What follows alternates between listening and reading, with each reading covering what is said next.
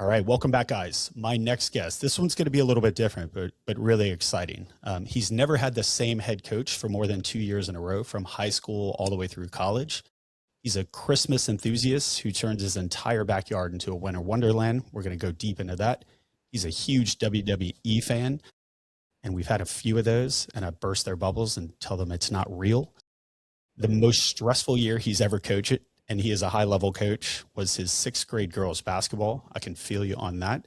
Head coach at Catholic High School and author Brad Bass. Good to see you, my friend. Thanks for having me, man. Excited.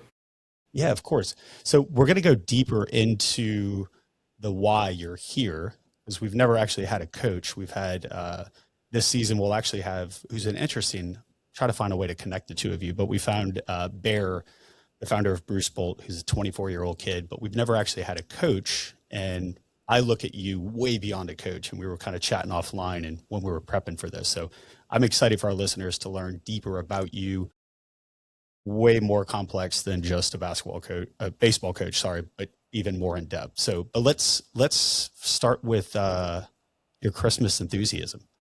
What do you do? Well, I think I'm one of the rare people in the world that decorates their backyard and not the front yard. And it started with just a very simple idea. I don't sit in the front yard. I sit in the backyard. So who are we doing it for? Are we doing it for everybody else? Or are we doing it for us? So when the kids were born, it started out with just a little pathway from the back patio to the swing set to the trampoline. And it has just grown from there. My wife, actually, the one rule she had when we got married, I said, look, I want to do this. I want to start decorating. She said, just no inflatables. Of course. Yeah, of course. I'm going to get every inflatable now. And God. now she's taken a hold to it, and she's part of the process. The kids are part of the process, but I have to send you some pictures. It's pretty fun where we went Yeah, with it. that's cool. Yeah, and I think there's actually an app where it's like the best places to see Christmas. So maybe that's a side hustle for you. You can charge people to come through the backyard. See, my wife's the opposite. Our Christmas lights, they're white. I wrapped 6 of our trees and they're still up. And I'm like, it's more winter. She's like, can you please take the lights down? Like, we look like those Okay, trash people in nice. the neighborhood. So I love that. Now, I'm Um, not going to lie and say that our Christmas tree isn't still up. Yeah, turn it into a Mardi Gras tree. It's Mardi Gras here. right, So no doubt. yeah. So let's start at the beginning. I love, I think you and I have come to know each other. I worked in baseball for quite a bit, at a high level with the Braves and the Astros, worked at the AAA level. So I've been around this sport a good bit, and I know my reason, and I won't repeat it because a lot of the listeners have heard it before. But what was it for you that drove you to baseball? Was it an early age? Was it your dad? Was it just, what was it? Yeah, look, for as long as I can remember, I played baseball. 4 years old, and then you grow up playing in the rec leagues, and there wasn't all there wasn't all there is today. So you played whatever season you were in, and getting to high school, I kind of had to limit myself and between baseball and football because the seasons didn't overlap, and had some success in both, and actually probably had a lot more love in high school as a football player. But I was also a realist, and at 5'9", 180 pounds, at linebacker, I didn't really see the upside. So baseball was just I think ultimately gave me the best opportunity at the time. Now I know exactly why it was baseball, and I truly believe it's because the good Lord knows what He's doing way before we know what we're doing. And baseball gives me the greatest opportunity to uh, do my life's purpose, what I feel like my purpose is, and that's help build resilient people. And because of the amount of failure in it, I thought I coached it because it was a passion driven job, but it's not. It was more of a purpose driven job. So I think ultimately I landed on baseball because it better suited my ability and my talent. But now I know it's because there was a bigger picture in play. See, mine was the opposite. I had D1 scholarships in baseball out west, and being a 6'1" white kid, I was like going to play college basketball, which I did for 2.5 years. But I love the purpose driven, because you don't know it at the time. My brother is actually 30 years plus high school, now college coach over the last 20 plus years. He was awful at basketball. I doubt he listens to my podcast, so I can say that. But he always wanted to be a coach because he knew that was his calling. But for you, it's quite the opposite. I mean, you actually went on to play. So kind of share, I know you're not a braggadocious man, but kind of share your early playing career beyond high school. I think that's when it really got humbling to me, to be honest. And when I left, I graduated from Port Allen High School, so essentially I was a big fish in a small pond. And then when I had the opportunity to go out and play junior college baseball, you start to realize that like everybody's good here, and all of a sudden that big fish in a small pond is just a normal sized fish in a very big body of water. So. That's the first time I've ever had to face any adversity. And in fact, if you look at my complete collegiate career, which ended up being 6 years worth, I had two red shirts, both for medical reasons, but I essentially was a bullpen catcher and was a backup player and a reserve player. And at the time, as frustrating as it was, and as hard it was to understand, and I see it in our players right now. It's everybody wants to be the guy. Everybody wants to be the person with their name in the lineup that's running out on the field every day. But through that experience, I think it gave me a perspective from a coach to say, I remember how I felt in some of those roles, in like how not valuable or not seen, or in certain situations, not all, but also how important it is to make every player on your roster feel seen, valued, heard. And I just think that perspective has given me an education that no school could have ever given. Yeah. And we'll go deeper into that, but yeah, it translates over to the corporate world as well. Like, not everyone gets to be on main stage giving the keynote speech. Not everyone gets to go in and do that pitch to the brand on the agency side, or that big tech pitch. It's everyone plays a role on building the deck, prepping the research. And so a lot of commonalities there. I'll rattle off your accolades because, again, I know you're a modest man, but NJCAA national championship team at North Central Texas College. You then transferred over to Southern University, SWAC championship. And then this is my favorite because I think this says a lot about who you are, Brad. And I know you a little more personal than most people listening, which you were academic all SEC at LSU, catcher. You were student athlete in 2005. I mean, that's not an easy feat. So your resiliency continued well beyond, the early days of your life. Yeah, I appreciate it, man. Yeah, it was a fun ride, and I have a great support staff, and I've got a great family that supports us along the way. But I was lucky enough to be a part of a lot of winning cultures and a lot of winning teams. So whether I was running out there in the starting catcher or the starting shortstop or the starting pitcher, I got to see what winning looked like, and more importantly, got to experience what winning felt like. And I think that's really what stuck with me through all this.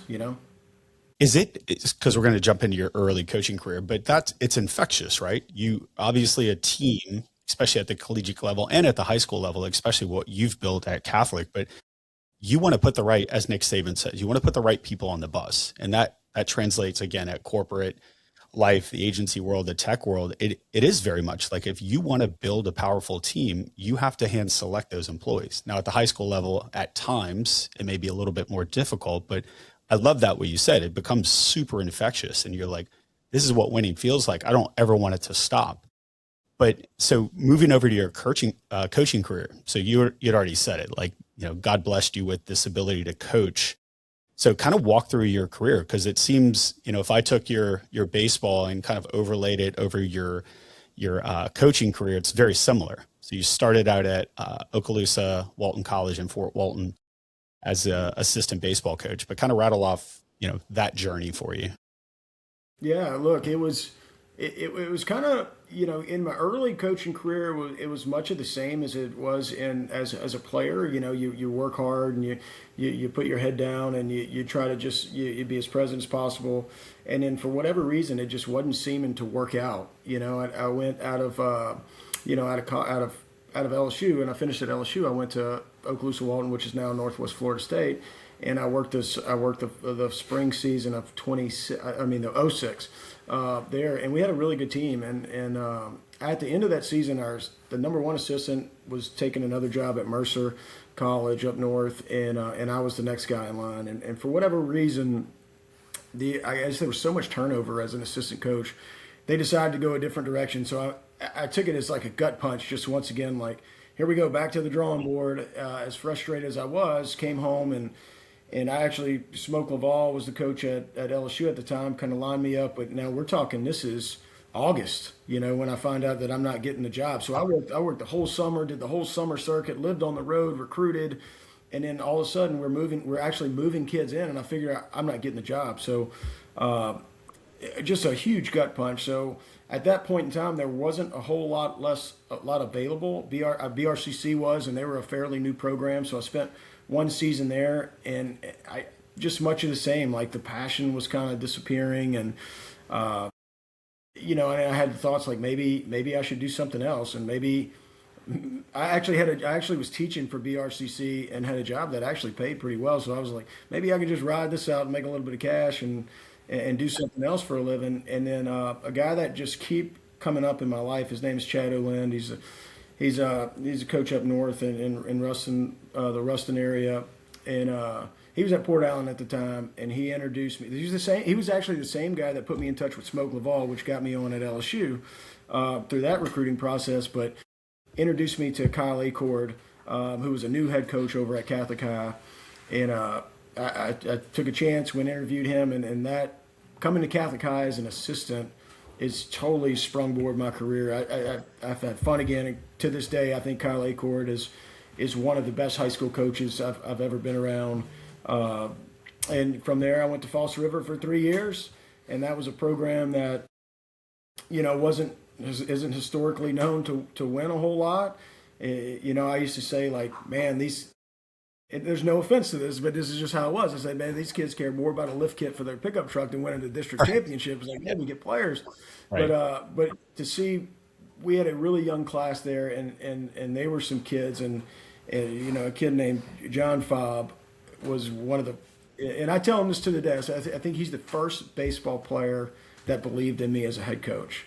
And he just got married and had his first kid, and we're still good friends to this day. But that team, we were 8-16 my first year at False River Academy. That was our record. And then my second year, we end up winning a playoff game, and then my third year, we were in the quarterfinals. And then Catholic came calling, and that's where, to me, everything just fell into place, and I was at the right place at the right time, and with the right people. Yeah. And the accolades at Catholic High have just continued. And again, when we dive deeper into what you're, extremely passionate about, but the accolades, 2013 state champions, 22 state champions, 24 national champions, so state champion and the number one team in the country, and 2025 state champions.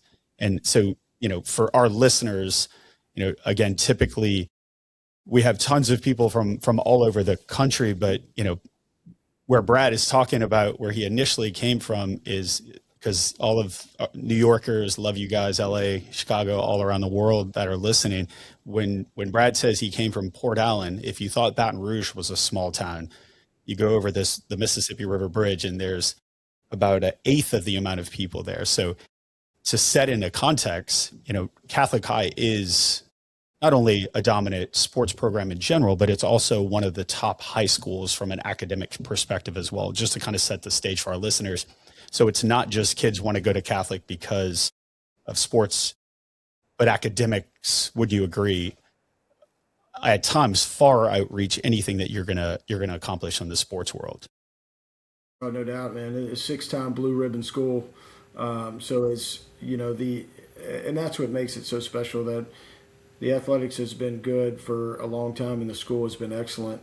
But it's really nice to see that the athletic side of things has adopted the exact same mission of the school, and you're watching that excellence bleed over. And that starts at the top with an incredible administration, a president, principal, and so on. So I got here at the exact right time. There was a guy by the name of Dale Weiner who was the head football coach here. And you want to talk about servant leader, like, this is creme de la creme. and I'm a young coach who's got a big ego, who wants to win a state championship at all costs, and I want to be at the top of the game. But I got to sit in and learn under him. And in my first year here, our football team, and now this is rare. Okay, our football team is exceptional and has been forever since he's got here. He transformed it into an incredible powerhouse. But my first year here, our football team was 3-7. And it was a one-off year, crazy year. I can't explain it, but I got to watch that man maneuver a 3-7 season, and I can tell you this is probably the greatest single lesson that I've learned. He was the exact same person at 3-7 as he was on a championship year or 10-0 or you name it. And I just at 3-7, Coach Bass at that time is losing his mind. Like the world is a tough place to live then. Mm-hmm. But to see him and witness him and see him how he led with such authenticity to himself, such authenticity to his faith was truly admirable. And not to mention I had Coach Pete Boudreau right on side of him, who is I got two of them at one time, so it was the perfect situation for me to come into, and probably one of the greatest learning experiences I've ever had in my life. I was about to say, so after reading your book, which we're about to dive deep into, and knowing your personality as a coach prior, you probably went home every night just pulling your hair out, just trying to figure out like, how is this man so even kill throughout the whole thing? Yeah. Yeah, So I couldn't understand it. yeah. So you write a book, which isn't an easy feat, right? And it's not just any book about baseball or coaching, because that's the easy to me as an outsider. It's about leadership that really bridges the worlds between sports, faith, and psychology. What led to that? And I'll set the stage here. My favorite quote from the book is, and I know this is a powerful quote, so it's not that the entire book wasn't great. It was just, this one just continues to stand out because I think about this having young kids as well, is may you never leave our program a better baseball player than you are as a person. And I think that speaks so highly of you and the program that you've built. But the book is called Climbing Mount Conviction, 7 Plays to Inspire the Next Generation of Leaders, by yourself, Brad Bass, and Michael Billings. Shout out to Michael Billings. No So doubt. About Michael too, like our relationship is very unique because if you just meet us, you would think that we're related. I mean, I thought forever you were, by the way. yeah, we even kind of resemble each other.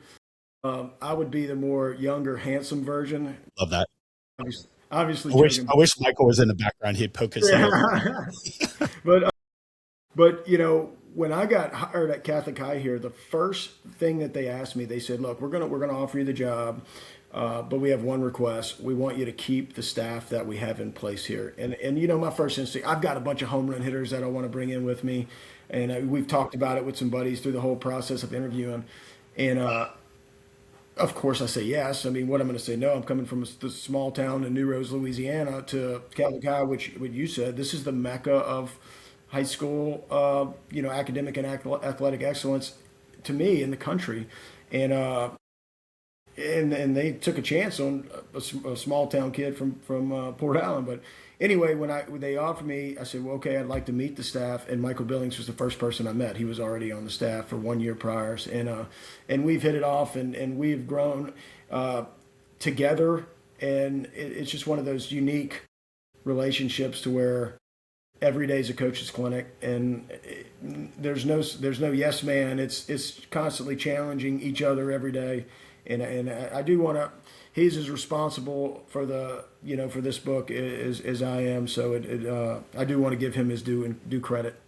Yeah, without a doubt. And we're going to plug the book a bunch, and definitely for our listeners, like, go check it out. But it's the entire book. And I'm going to let you tell this story, but the entire book is about the two of you as fictional characters, which, side note, for me, knowing you, the two of you, I was like, wait, is this actually about them? Or is this like, I had the moment of confusion that I was like, no, this is right. But why a book? You're a highly successful, the two of you, highly successful high school baseball coaches. You don't need to write a book. But what was that moment that said, what I have beyond just coaching is working, that I want to spread that to everyone else? Because honestly, as a lot of coaches, including my brother who coaches forever, that's his secret sauce. He's like, I'm not going to write a book and share what I do. But what was that mentality that triggered you to write the book, the two of you, but then also like the ability to share like basically your blueprint? Yeah, look, yeah, a couple years ago, I decided I had a bucket list item where I wanted to go back to grad school and get a master's degree. So it starts with me and Coach Billings. We're sitting in the locker room, like, okay, well, what can we get this in? I don't want to, and no offense to this, but I didn't want a one-off master's degree. I wanted to go and find something that was going to make me better, personally, professionally, situationally, all the above. So I'm actually scrolling through the internet, and I come across the University of Missouri, and they have this program called Positive Psychology. And I'm okay, what is that? And I look at it in the first class. I looked at it, said mental toughness, resilience, and grit. I said, oh, sign me up. Like, I want to do it. So I applied for it, got in, and I say that to say through that program, now look, I'm 20 years removed from school, or quite a bit removed from school. So writing papers was something I wasn't looking forward to, and quite nerve wracking. But the first paper I wrote was absolutely terrible because I was regurgitating all this information that I read before, and I had my brother-in-law, Robert Blankenship, who's a lawyer, actually said, a lot of the stuff I read, I can read a ton and it says nothing. He said, I'd rather read something that said something right away. I'd rather read less that said more instead of read more that said less. So I started thinking, I said, you know what I'm going to do? I'm going to start using the things that we do in our program, and I want these professors to evaluate it. I'm going to get a grade on it, but I'm going to get their professional opinion through the assignment that I turn in. And that's kind of how I started with putting this stuff together. But through that program, it gave language to what we were doing, and it gave language to things that I thought, and things that I thought became things that are real, and things that have science-based evidence behind it and science-driven evidence. And I'm like, okay. And look, there's certain things that I learned that, like, well, we're not doing this very well. Let's evolve.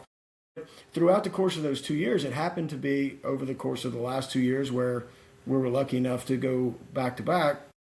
But I'm literally picking this up in course, and then I'm offering it in Manhood to our players that afternoon.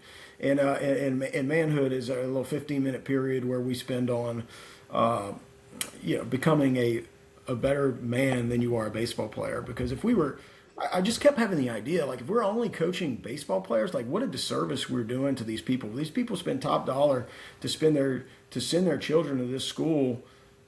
And ultimately, you're offering us this partnership to help raise their children in the most impressionable time of their life. So through that program at the University of Missouri, it gave a language and brought to life things that we were doing. And then I said, this is working. Not that, like, we're doing good. It's, with the study and with the research, all that stuff. I said, why would we hold this to ourselves? Like, there are a lot of people beyond just the 60 kids that we get to coach. There's 1,100 in this school building, and there's hundreds of thousands across the world. And I said, you know what, like, so the question is, why write a book? Because people deserve this, and leadership has certainly evolved. And I know we're going to talk a little bit more about that. But I'll give you the hardcore truth to it. This statement is something that I was doing an assignment, and I started thinking, who's the one person that coached you as a head coach that's the reason why you coach today? And it seemed like a simple assignment, but you start trying to put pen to pad, and you go like, okay, man. And you weren't able to answer that. Yeah, it was tough. I couldn't find a legit answer, and then this thing popped into my head. This idea popped in my head that most people coach or begin to coach the way they were coached, whether they liked it or not. So I'm reflecting on my career, going like, man, I started out being the exact same person that I didn't really care for when I was playing, when I felt unseen, unvalued, unheard. Why? And it was simply because I wasn't aware enough of, this being aware enough to enhance as an individual, personally, professionally, socially, all the above. So ultimately, I guess the short answer to your question is, and I'm sorry, I get a little excited That's when good. I talk about it. Yeah. But we had a language, and at the end of the day, if more people are putting out better people, we all benefit. If one team wins a championship, like in the grand scheme of things, who cares? Like there's a we won the state championship last year, the national championship the year before. I'm not making this up. I was at Christmas at my family's Christmas party, Hmm. right? And I had a sister-in-law's my sister-in-law's brother. All right, so that's pretty close to us. Asked me if I was still coaching. Wow. So that's how close it was, but yet how far that is away. So where only one team could win a championship, every team can build champions. Agreed. So Yeah. I think that's and then that's kind of where the whole motto like let's don't shortchange us. May never leave our program a better player than you are a person. So let's start focusing on the individual. And when we started doing that, it's amazing how everything started to just get a little bit better around us. Yeah. And look, baseball doesn't last forever for a high school kid, having worked in the MLB and having worked in the minors, which is really a tough world. And it doesn't last forever. You and I have a mutual friend, shout out to Mike Fontenot. Like he played in the bigs. Like he is the pentacle of where most kids want to go. And I know you've fostered a handful of kids that are starting that journey as well, but that comes to an end. And eventually you have to, unless you're Aaron Judd or Shohei, you're going to have to get a real job. And then what is that I learned from my coach? And when you and I were prepping, having played college basketball, my college basketball coach was, God rest his soul, he's passed, but he was a monster. And as you and I prep for this, it's like it was manipulation, it was control, and it was leading you to victory. And, I guess my next question for you, because you kind of admitted it as well, early on in your baseball career, you were probably just like the coach that coached you. That was just I don't want to use the word tyrant, but what was that moment that was like clicked where you were like, I have to change this mindset? Yeah, look, I mean, I'll never the pandemic happened, right? And we're literally coming off a tough loss, and we're about to go play the next game. We're actually loading the bus to go to the next game. And look, at the end of that first game, I was really hard on those guys. I mean, like, I'm ashamed to say, really tough on them. But we're about to load the bus to go play the next game, and certainly there's going to be tomorrow. We'll get it back tomorrow. Well, we get the call that come on home. We're going to take a break from the season, and Yeah. and we come home, and of course we don't know what's coming. We think it might be a week, it might be a couple days, but it might be a month. But it was the end of the season. So while I'm sitting at home and I'm just reflecting on like, dang, you know what? Like that class is last memory of me. And kids are really resilient, and some of them won't, but like I feel it. I feel it. Their last memory of me, I never had a chance to right that wrong. So then as COVID progresses, you start thinking like, am I ever going to coach again? Like, am I ever going to do this? Is that my last team? Like, and it just inspired a new, it went from being passion driven to purpose driven. And look, on top of that things now, I have my own kids, Hmm. right? So I'm starting to see things through a different lens of win, win, win to like, no, no, no. Look, I'm going to, and at this time they were still just doing like cheer competitions and gymnastics and stuff, right? But like I go to this cheer competition and like I could care less how the team does. I'm watching one person. I'm Yep. watching my baby, Yep. So it gave me a chance to put on the parent lens, which look, I'm just going to say this as far as this podcast goes, I want everybody to hear this because it's the truest statement I'll ever say. Once we have our own kids, we are all crazy. Okay, and I mean that as respectfully as possible. I'm crazy. I have my own kids. I watch one kid, and and then so the idea of like, am I ever going to coach again? How do I want my kids to be coached? And seeing it through that lens, it really started to inspire change, and that's when I started thinking like, man, I've got to move away from this manipulation based coaching and get to something that truly matters, and that is inspiring people to do. Because what is a leader's job, right? A leader's job is simple: to inspire people to do what they aspire to do. Our job is to help our kids, or the people that we lead, or the people that follow us. Our job is to get them to do what they want to do, to inspire them to do what they aspire to do. So, and then moving away from the idea of the leader having to be the sage on the stage, and understanding that a leader's truest job is to be a guide on the side. Mhm. Coaching and motivation is not something you do to someone; it's something you do with someone. And that's an idea that. So that time is really when it hit me. Like, man, am I ever going to get to do this again? Parent, how do I want my kids to be coached? Yeah. Because again, you're setting the mindset of the future, just like, taking it back to the business world, success oftentimes is like, did you hit your numbers? Did you get that pitch? Did you get that deal? Was it a successful surgery? Was it did you win that legal battle? But the reality of it is to your point, you have to reset and come home and look at yourself in the mirror and say, how did I lead that process? How was I present for my team, throughout as we were preparing? Was I just like, get this done, and then I get to go off to be the face? But instead, you've kind of flipped that mantra, and you've really kind of put it in what I love the way you talk is it's a player-led brotherhood. So touch on that a bit. You have 7 principles that you walk through throughout the book, and then we'll kind of deep dive into the book. And I got a ton of questions, just me personally. So Yeah. So yeah, and going back to school and really having the opportunity to study Gen Z, right? This new generation of athlete. One of the first things that come to mind, or the first things I learned, is how different that we are, how different Gen X and millennials are.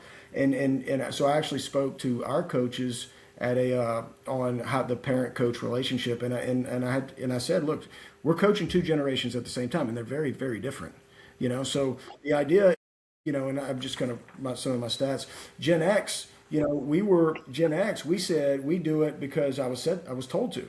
Coach said to do it, right? Well, Gen Z says, tell me why, and I'm in. In fact, 83%, according to science, according to the studies, say 83% of Gen Z says purpose-driven work increases their effort. Okay, you get into our generation. We trusted the position. That's the coach. Coach said to do it. I'll do it. Gen Z trusts the person. The numbers of it, 70% say that effort depends on their connection to the coach, where I didn't have any.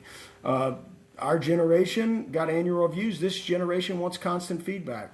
constant. We said, just tell me the drill. This says, give me options and I'll own it.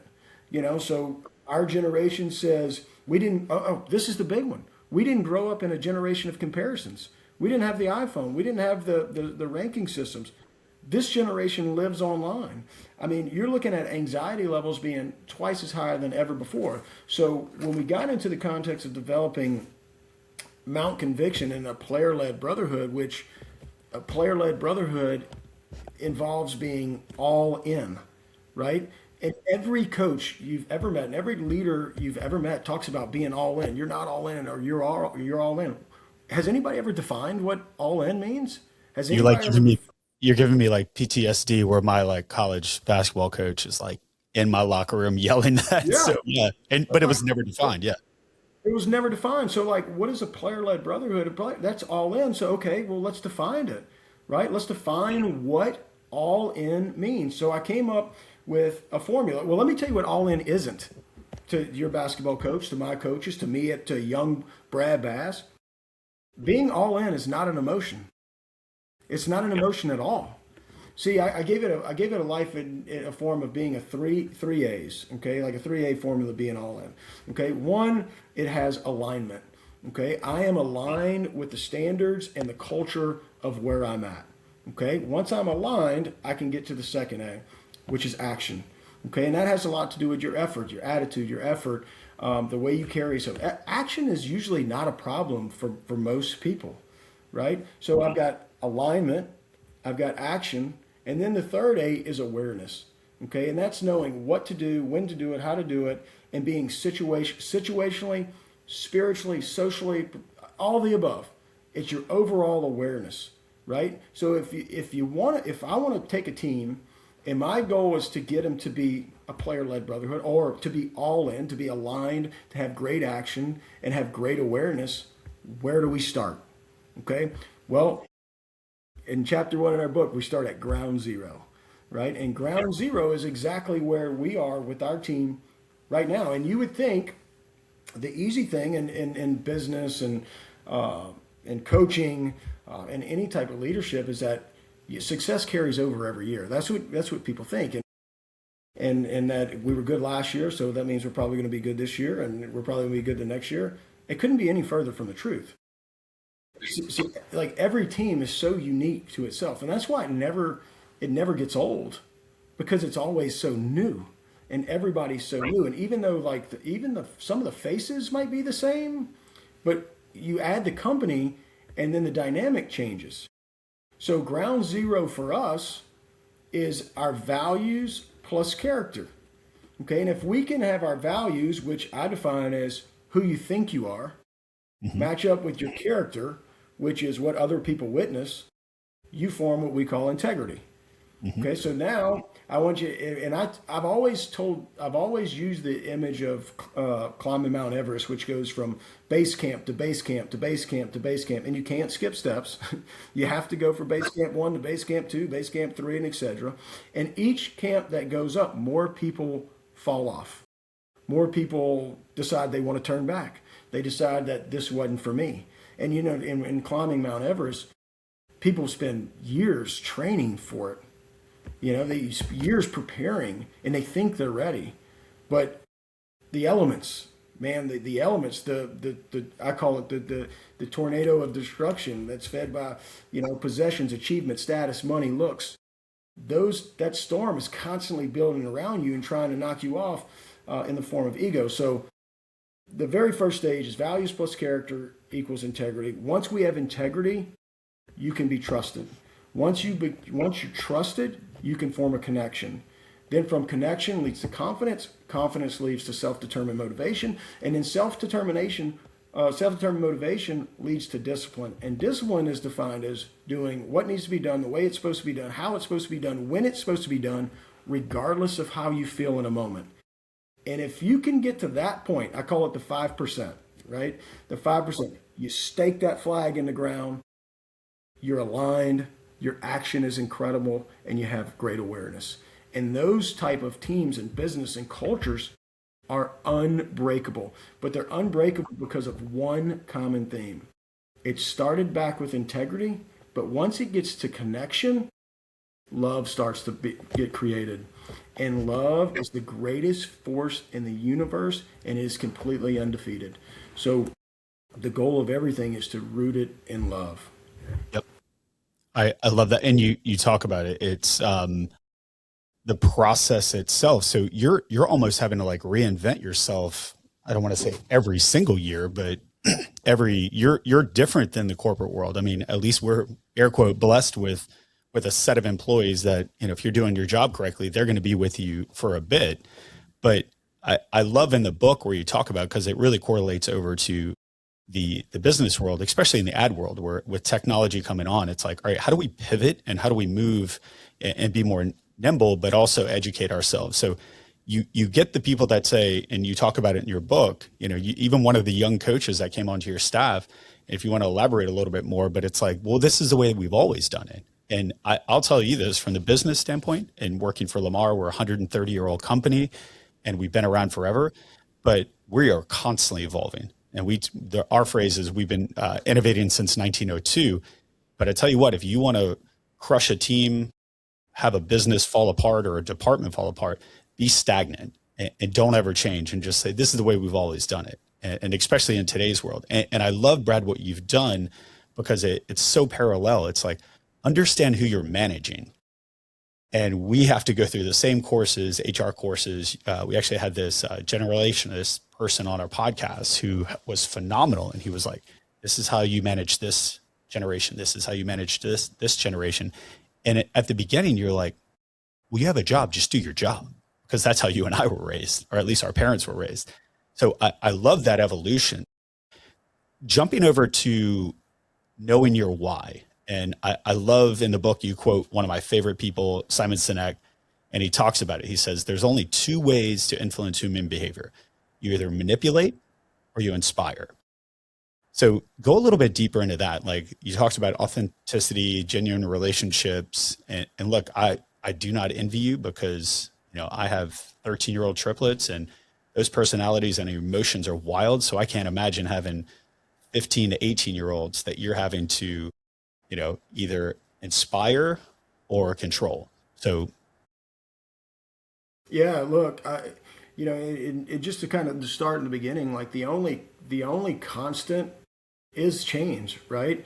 Like people are gonna kids today are different than they were when I was a kid, and so on. But I guess if I go back to like my why gets into well, what do you put on this earth to do? Like and I truly feel so lucky that I've never worked a day in my life right now. I get to come to Catholic high school. I get to walk in this unbelievable locker room. I get to work with people I love and kids that kids that want to get better and want to achieve all these things. And I play in the dirt for a living, you know? So like, how do we make it meaningful? Or to me, over the course of time, my why has changed from, obviously winning games to winning people, but what kind of people? Like building resilient people, right? And through this baseball, which is so much failure involved, how did we decided to lean into it and say, and I kind of use some examples in the book about, specific drills and ways that we do it, but let's lean into this resilient aspect. And I would ask anybody, like, if you're a classroom teacher, if you're running a Fortune 500 company, like, what are you doing to build the resiliency in your people other than pure manipulation? Because that comes and goes. Like you make good grades, I'm going to buy you a car. You fail a test, I'm going to take your cell phone. That's great, right until it stops. right. And then when you get on your own, like when you get on your own, then what do you do? Like how much did we really, really teach them? So the idea to us is like, let's inspire them to make great choices. And we have a saying here, there's tons of sayings around here, but Billings says it all the time. He's been saying it for years and years and years, but good things happen to good people that work hard. So, okay, well, let's lean into good people to make good choices. And as long as we're aware enough that we can respond, be very intentional, purposeful, skillful, versus reacting, blaming, complaining, defending, then we will make a better choice. So at the heart of it is the why for me: build resilient people, because ultimately that's what I feel like our purpose is. Yeah. And when you, from a business perspective and a coaching leadership perspective, when you get past the initial, like, this is the way we've always done it, why are you asking why? Like, I pay you, you were hired, you have a job description, just do your job and go home. But I love once you get past that point, and I'm very blessed. My team that I have, they are phenomenal. They are the best in the industry at what they do. And it's because the trust that they're bought in. And because more importantly, Brad, is because very similar to what you do and reading through the book, it's you're constantly giving them that ability to go out and I like to say, I'm giving you that rope to go make a mistake and go as far as you can, bring that team with you. You guys learn together. And if you fail once, fantastic. Learn from that failure and then build upon it. And I think that truly, especially the generation that I have on my team, it gives them that opportunity to really just be like, wait, really? I can go out further. I can go up that mountain a little bit more. And Yeah. that's where the fun happens. Right. And it's let's lose the so people like to be held accountable, right? Mhm. People don't resist accountability. They resist feeling unseen, unheard, Mhm. micromanaged. That's what people resist. People are okay with being held accountable. In fact, I think people like it. And as leaders, it's about meeting them where they are, empowering them where they are, and trying to move them on this self-determination continuum from a place where they may be very externally motivated to a place of internal motivation, Mhm. Yep. right? So I think for us that's kind of the heart behind it, is how do we take them from where they're at and move them to a better place, Yeah. and, And and the evolution is constantly happening. If we refuse to change, we are getting passed up. We are already losing. I had one of the coaches, Coach Nakan, was our pension coach. He's doing real good things over at PPA, but he told me this a couple of years ago, and he said it just in passing, but it's something that stuck with me. He goes, "You bury your feet in the sand deep enough, you're going to get bowled over." Yep. You know, so people want to be held accountable, but they don't want to be told what to do. If we give them choice and we provide ownership, it's amazing. And we explain our why to other people. Like once people understand your why, I mean, I just gave some stats about it, about how when people feel purpose driven and ownership in it, and they feel that they're cared for, it's limitless what people can accomplish. When you got, but let's track that back. Let's track that back to connection, and let's track that back to the power of love. It's amazing when people feel loved, what they can do. And it started off with the idea of like runner on third, less than 2 outs. How do we get him in? Well,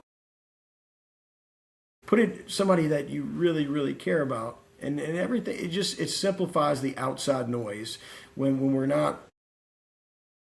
It allows the loss of fear allows so much freedom. You know, so the idea of where's the only way we can get rid of fear, rooted in love, and then the freedom comes. Well, and to that baseball point, which is that's where ego comes in, or it doesn't. And I love your philosophy in baseball, and having been able to watch how you coach and how the practices go in that situation. To the baseball guy that truly cares, and to your point, connected, and that brotherhood, the non-ego driven person would say, or the ego driven person would say, well, I want to slap a triple and get him in. But the reality of it is I want to get that ball right to the right of the second baseman, so I get my guy in at third. And that's the unselfish play. And it's not about you, it's about the overall team. And bringing it back to the business world, it's like I play a very pivotal role. And I'll share this quick story with you. My former boss, our EVP of national sales, John Miller, who's been a huge inspiration to me in my career. You know, his son-in-law, he flies fighter jets, and he had the opportunity to go onto an aircraft carrier. And John Miller, being a very curious person, he came back and told me this story. He said, everyone on that aircraft carrier, Brad, has a very pivotal role. And instead of John going up to, the head guy in the tower and having a conversation, which obviously he plays a powerful role, instead he found himself with the maintenance crew. And the guy's one job, Brad, his job was to make sure the light bulbs were screwed in properly and cleaned properly.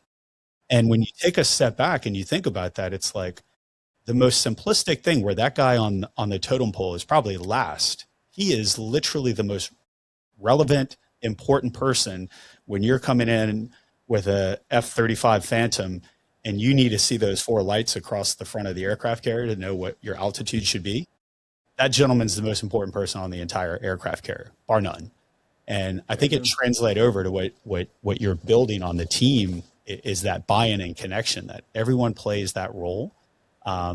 So you and I could talk way in depth, and I know you guys are headed off for your first scrimmage, but so the back half of the podcast here, I really want you to dive in deep of the meat of the book, or at least the meat for me is chapter 4 kicks off the conviction playbook. I want you to kind of dive into that, because I have, as I told you before we hit record, like we have reviews coming up, or we'll have already passed once this go live. And I've already sent this book to a ton of leaders in my industry, but also I've taken some nuggets here where I'm like, this 100% correlates over to the business world and inspiring your employees. Yeah, man. Like the conviction playbook was, when I kind of started putting together. Now it's rooted in self-determination theory, and the idea that there's ABCs, right? The very basic of it, and the ABCs are autonomy, belongingness, and competence, confidence, which I have now labeled conviction, right? Which is elite confidence. So that's what they're rooted in. The conviction playbook are 7 plays that I think can transform any environment into a better one. And the book gives us tangible ways to utilize each. Yep. So because we have time if you have time, but I want to kind of dive deeper into, we walked through the tell me why, but one of the things that I loved was the daily check-in. Um, Yeah. talk about that the ask and acknowledge feelings. And again, our generation, feelings, you got feelings? That's adorable. Right. It was. Go find your Yeah. feelings somewhere else. Yeah. Yeah. Yeah, no doubt. Look, and then and look, I'll give credit where credit would due. We had Coach Jake Kluot is now our pitching coach. He was an assistant hitting coach a couple years ago. When he came in here, he walked in and basically asked me. He said, "Hey, what do you think about doing a daily check-in form where we just get a better idea of how they feel?" And my first instinct was like, "Yeah, it's great. Just another thing we got to do, or another thing to look at."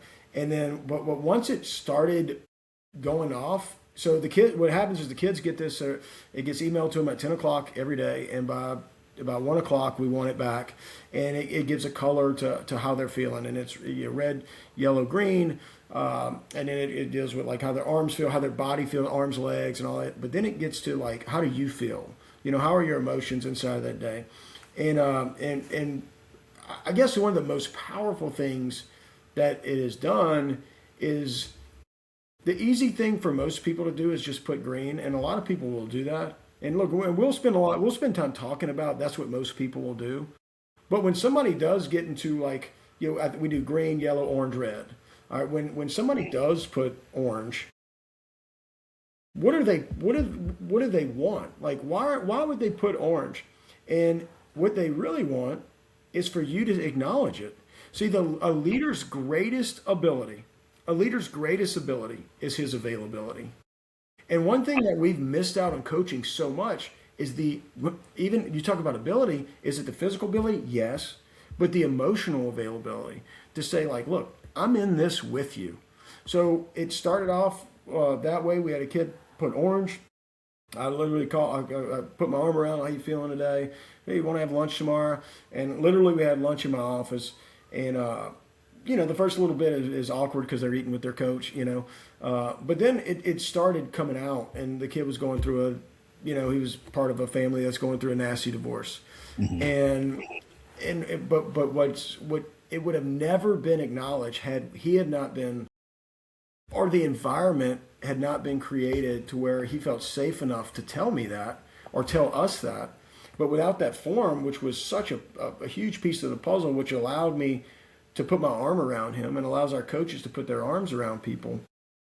What started as just a daily check-in form has become one of the biggest cultural influences changers in my time here. And all it does is because it gives us an opportunity to practice the greatest ability we have, which is our availability.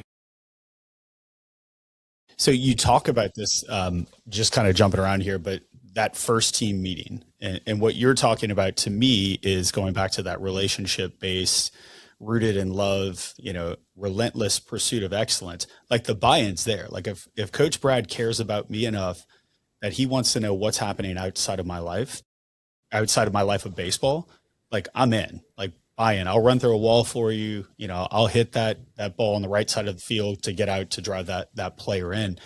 How is that translated into from your first year freshmen that are just now making the team to a senior led team? And where my question's coming in really is like, how do you take those juniors and seniors, or in the workforce, those very senior executives that you're managing, to bring up? We talk about it all the time, like each one teach one. Put the hand up. How do we bring the next person up? How do you maneuver that side of it? If it is the brother led, and I know you have a real life example where you had a freshman phenom come through that, out beat out a senior, and there was some conflict that you talk about, which also was a cool part of the book. The whole book's cool, but how do you manage that world? Well, I think let's go back to ground zero. We're talking about a first team meeting, and look, we've had tremendous success, but let's go back to the stats. This new generation, they trust the person, not the role. Our generation's like, yeah, coach, you want to stay? I'll do anything. Let's go. But this generation, these kids, and I say this, our employees, people, we have X-ray vision. Everybody has X-ray vision, and they are constantly trying to see, does your video meet your audio? Are you who you say you are? Does your values and your character match up? And if they are, okay, I got some trust. you know. And then, it always starts at that very base level, uh, and I think that, excellence, it's something that is constantly evaluated, never compromised, and that's why we don't have rules in our programs. In our program here, we have standards.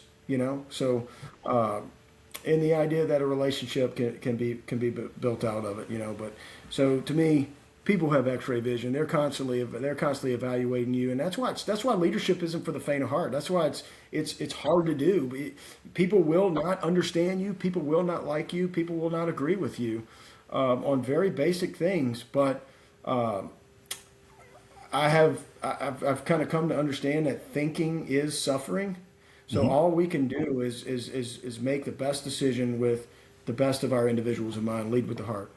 Yeah, what a powerful statement, because it is, because the things like yourself at a head coach role at such a paramount school, and someone like myself at my level, and others, so much, and you have the history behind it, but also you know other things that the team and the players are unaware of, right?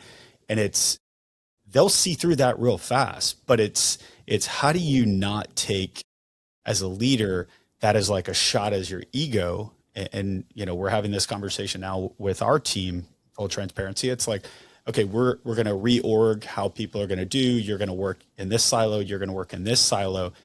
And immediately it's like, there's going to be pushback. And it's like, why? But back to your point, if it's rooted in trust and love, and more importantly, Brad, it's like, we've proven this out. And in your case, you have juniors and seniors that have been there at the top level. You kind of have the ability to where you can nudge that senior or junior and say, hey, little Jim or Jake over there, like, freshman, you remember that time that you went through that? I need you to lean in on that. How do you lead in that way? Yeah, so every organization goes through 5 stages, okay, and we're in the heart of it. Sounds like you're in the heart of it too.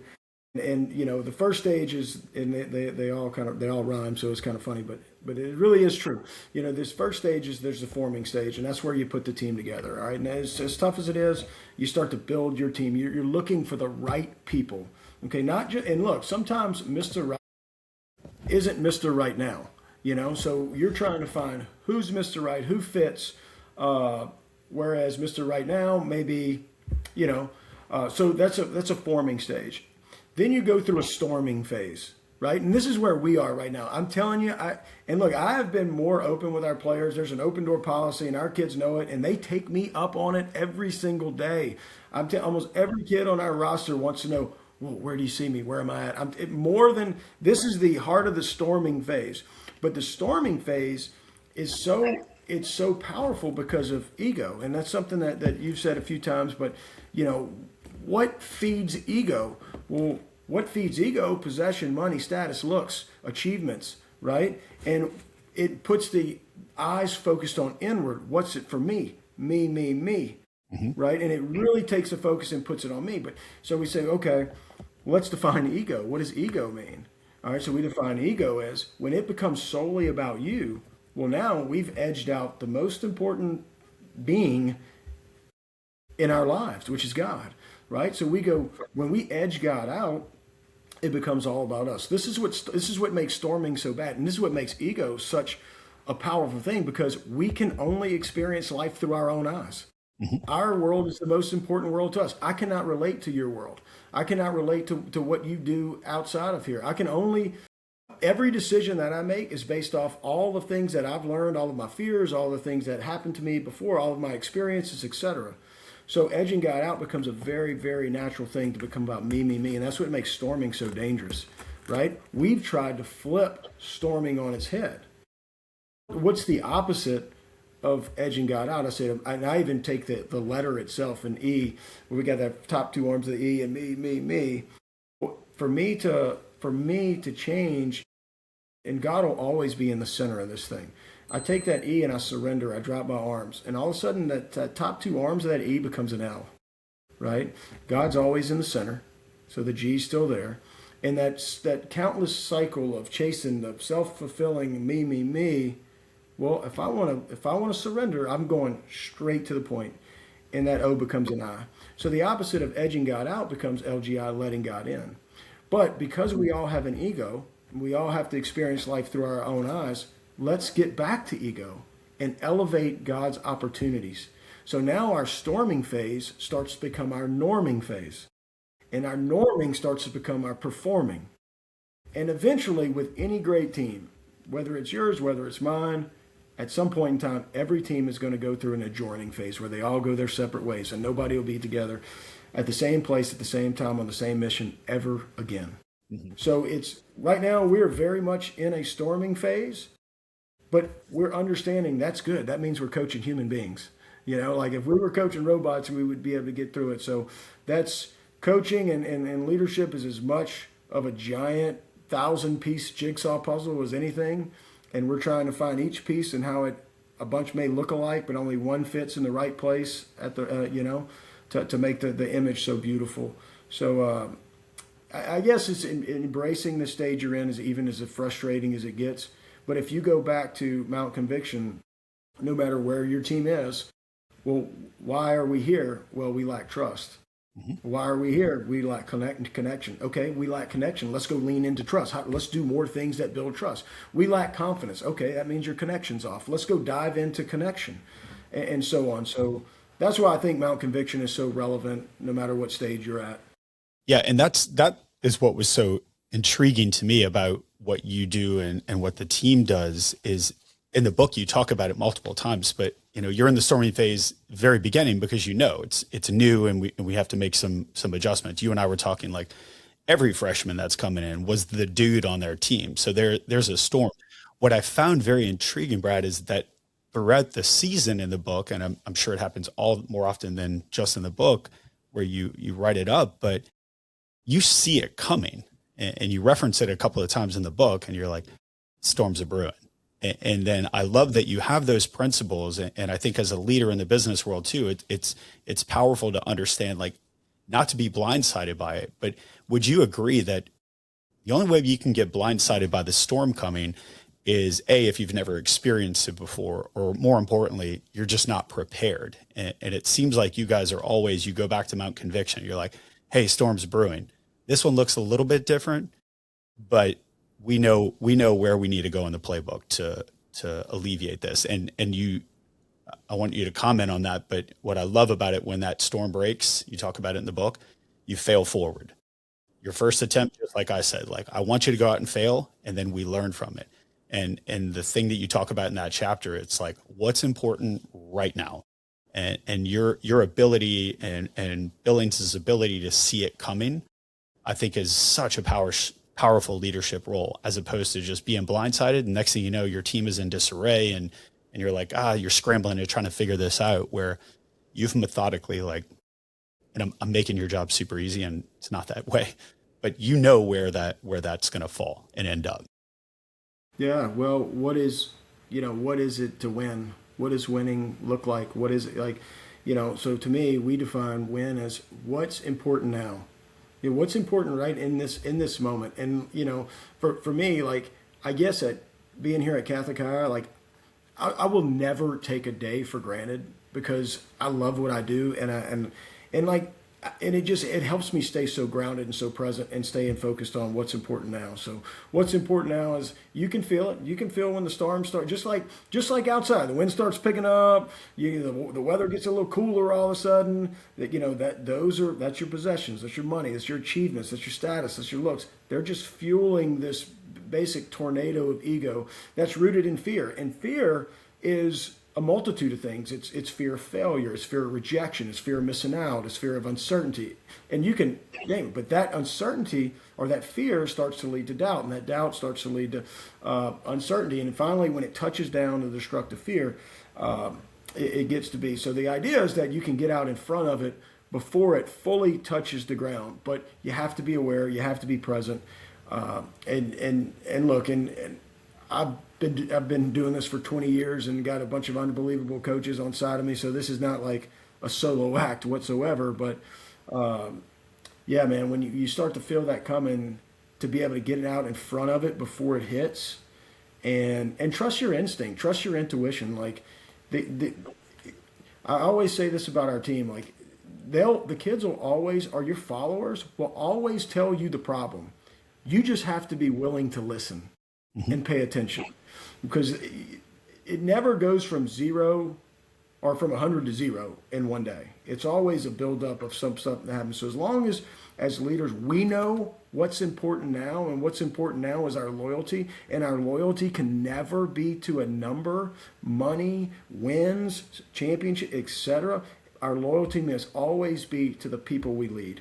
Yep. Period. And if our loyalty's there, we're winning. What's important now? Them, you in this moment. I'm going to actively constructive listen when you talk. I'm going to form this authentic, genuine relationship with you. Then all of a sudden, when you're off, I can sense it because our relationship is deeper than you're just a coworker or you're just our little sophomore left-handed pitcher. You Yep. know, Yeah. I love that.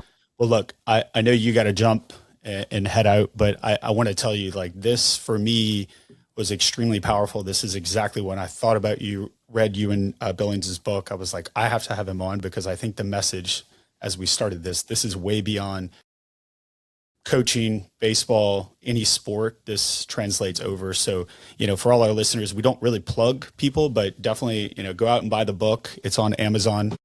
I've bought a ton of copies and I've handed them out to people. But Brad, I love your passion, your buy-in, and what I would tell our listeners is find something that you truly love to do and embrace it, love it. And those employees around you, be available. I posted that this morning on social. I stole it from your book, but it's be emotionally available no matter what you do, but be emotionally available, understand who you're leading and who that team is, and be prepared and just constantly evolve yourself. And I wish I would have known old Brad Bass or young Brad Bass, but I'm very proud to say that, I know you and as if you weren't already, and the coaching staff and the Catholic High baseball program wasn't already the envy of high school baseball in the country. And for our listeners, this is a top 5 program in the country year over year. But now you just threw down the gauntlet and you're like a psychology professor here dropping books. So I think the boys that you lead and everyone be around that, it's definitely a very special place that you've built. And I love the expression that you shared with me the other day when we were prepping. You're like, your favorite thing is to get that wedding invitation from someone or that text from an old kid. And that says a lot about your character, well beyond just racking up victories and state and national titles. It's truly about the brotherhood, well beyond the baseball diamond and well beyond those boys' senior year. So I appreciate it, man. And I guess if I had any parting gift or just any parting final remark for me is, in leadership, most people start out leading the way they were led, whether they liked it or not. And I just encourage everyone to. There's a different way. There's a better way. There's a people first way.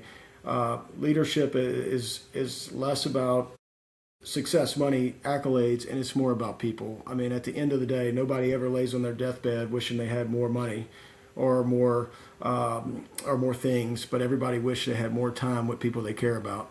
So the opportunity to impact people's lives in a positive way, don't ever take that for granted. This is one of the most incredible positions in the world, the people business. And relationships just always have to be number one. So there's a different way to do it. Find something that you enjoy doing. Do it forever, and you'll be like me. You'll live in Neverland and never have to grow up. I love it. Playing in dirt. Well, look, good luck to you guys this season. And more importantly, good luck for, inspiring these boys and continuing to improve yourself as a man and as a leader. So I'm very grateful for your time and your friendship and wish you guys luck. Thank you, brother. Appreciate you having me on. Yeah, appreciate you.